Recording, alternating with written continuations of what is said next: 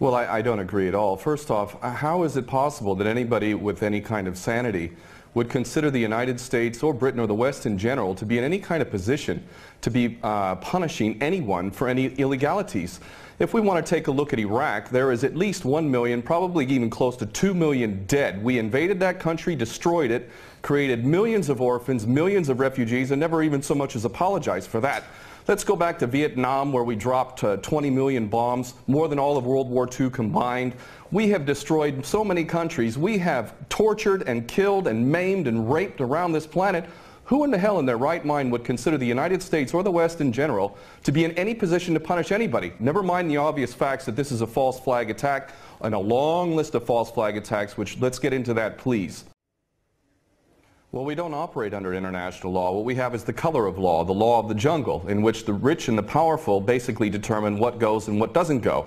Iraq is a perfect example of that. Why isn't Tony Blair and George Bush rotting away in a prison cell for the rest of their lives? Because the law is not being applied. These are war criminals, and they should be in prison for the rest of their lives, if not executed, if their own rules were adhered to for their own crimes.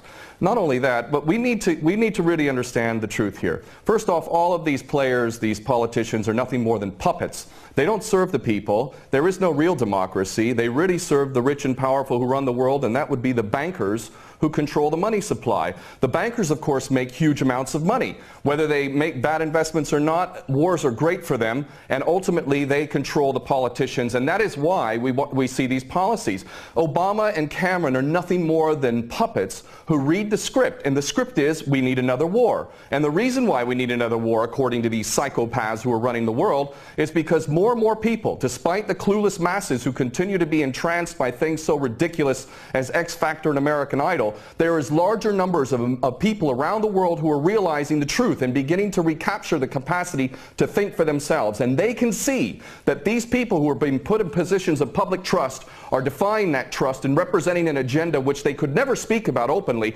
because they're nothing more than prostitutes and nothing more than minions for the powers that be. Well, the Greater Israel Project is all about destabilizing surrounding nations, ultimately in pursuit of this dream of Greater Israel, from the Euphrates down to the Nile, all the way over to the Eastern Mediterranean. This is the dream of these psychopaths, and so destabilizing governments, creating sectarian strife is all part of that menu and all part of the design to create Greater Israel. So that goes, that's self-evident. But I have to go back to what this gentleman is saying in Washington, D.C. about America not wanting to get involved, or Obama not getting involved. What are you talking about? We have been arming people directly who are Al-Qaeda. Al-Nusra Front is Al-Qaeda. These people are psychopaths to the worst order. They are conducting suicide attacks. They are gassing people. We know Carla Del Ponte said in May that it was the so-called rebels in Syria that were using sarin gas, not the Bashar al-Assad regime. No, it was not. We know that the United States president is arming people who are on the U.S. terrorist list. He should be convicted of aiding and abetting, giving material support to a terrorist organization. But then again, you know what? We, the West, the United States in particular, Israel and Britain, are the biggest terrorists on the planet. So our little junior partners in Al-Qaeda, which is nothing more than a CIA database, thus the name Al-Qaeda, this is nothing more than a group of terrorists working together, each playing one different role, but all of them working together for the same goal, which is to maintain this hideous and sick and twisted, unjust world that we have, which is a perpetual state of war. Always one illusion, one boogeyman after another. But the fact is, Obama is nothing more than a puppet war criminal, just like his predecessor and every other U.S. president before him. So please don't tell people out there that the U.S. is not involved. It's directly involved, and it is arming people who are absolute psychopaths. Because the United States has never been interested in anything. Kenneth O'Keefe, go ahead. Has never been interested in anything other than war. The United States is in a perpetual state of war because the bankers control the politicians, and they read the script as given to them by the banksters, and they make huge amounts of money off of this. What this gentleman is saying about the United States not wanting war, not wanting to get involved, is like Iraq 2.0. It's a repeat of the same rubbish that was said, oh, we don't want war, war is a last resort. That's absolutely untrue. It's a lie. Those that are in government are nothing more than prostitutes who are carrying out the orders of those who are in charge of them, and those that are in charge want another war. And part of that that is what we discussed earlier, the Greater Israel Project, to destabilize any Arab regime which might have any kind of autonomy and self-determination. Any regime in the Arab world that is not an absolute puppet cannot be tolerated. And who are the nations that we target? Those that are not puppets. We don't target those like the Saudi regime, which is the biggest human rights violator in that region. It's cutting off people's heads in public, cutting off hands. It is the most grotesque regime on the planet, and yet we give that regime weapons and it's no problem whatsoever.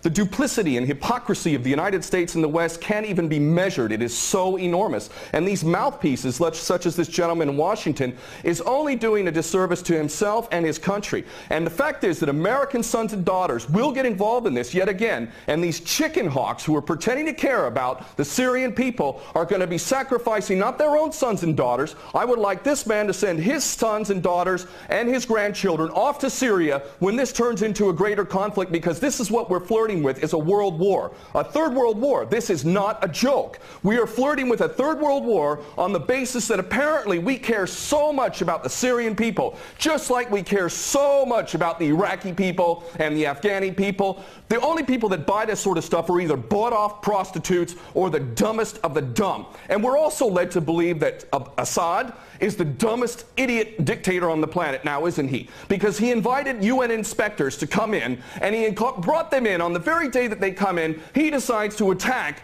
his own people 10 miles away from where the inspectors arrive. This is beyond ridiculous, and the only people that buy this, again, are bought-off prostitutes or the dumbest of the dumb.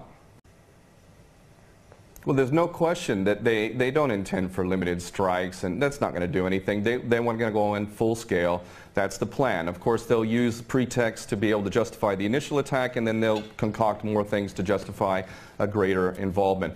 The Daily Mail reported here in the UK, and it's commonly understood to those who are paying attention, that defense contractors, leaked emails from defense contractors proved that there was already an approved plan from Obama down to give these psychopath terrorists, Al-Nusra Front, chemical weapons. We know that Al-Nusra Front, 12 individuals in Turkey were caught with 2 kilos of sarin gas. Where did they get that from?